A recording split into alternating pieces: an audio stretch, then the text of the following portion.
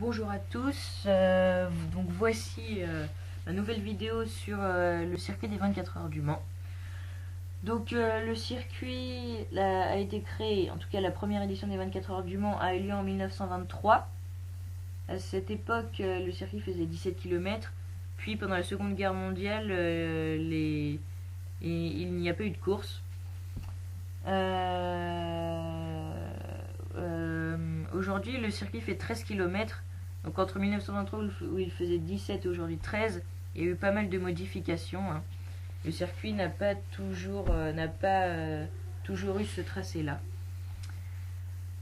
Donc on va faire un petit tour du circuit. Alors on part donc de la ligne droite des stands, de la ligne de départ, donc le petit 1 là sur l'image.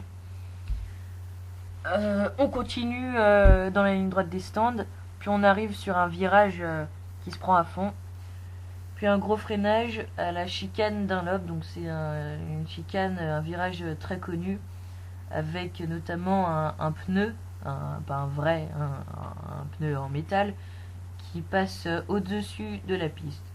Donc c'est une structure très, très connue. Donc ensuite,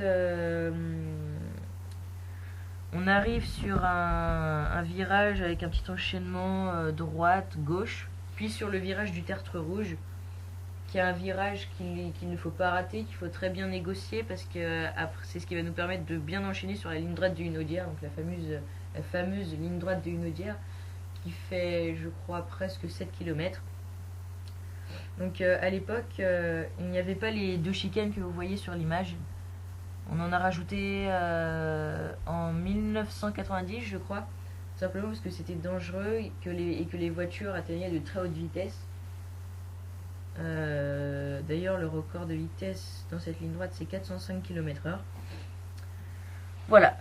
Donc, pour la première partie de la ligne droite, donc jusqu'à la première chicane, qui est la chicane PlayStation, on arrive à une vitesse d'à peu près 350 km/h. Ensuite, on passe la deuxième partie de la ligne droite et on arrive sur un gros freinage qui est la deuxième chicane, donc la chicane Michelin, si je ne me trompe pas.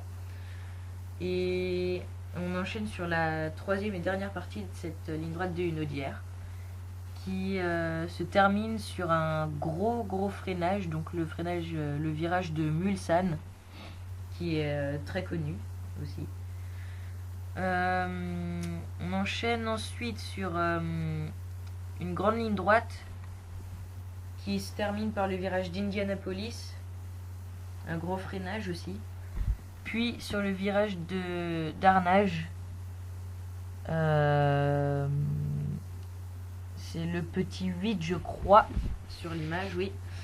Donc c'est un virage difficile à négocier, je crois que c'est la partie la plus longue du circuit. Donc pour l'édition 2012, on a construit un grand bac à gravier à côté, derrière le virage, parce que je pense que c'est pour ça, mais bon, je ne suis pas sûre, mais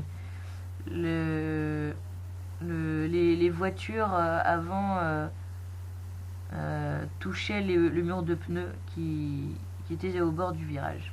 Donc ensuite on arrive dans une autre ligne droite, puis sur les virages Porsche, pardon. Donc ce sont des virages assez rapides qui se prennent assez rapidement. Puis sur la dernière ligne droite avant d'arriver sur la dernière ligne droite avant d'arriver sur les deux chicanes Ford, je crois que ce sont les chicanes Ford, je ne suis pas sûre, je ne vous le garantis pas. Puis on revient sur la ligne droite des stands. Donc voilà pour ce petit tour de circuit. Donc c'est un circuit très long. Dans la catégorie LMP1, donc les voitures les plus rapides des 24 heures du Mans. Bon, ça dépend des années, c'est en fonction du règlement, mais le record c'est Peugeot qui le détient en 3 minutes 18 et des poussières. Voilà.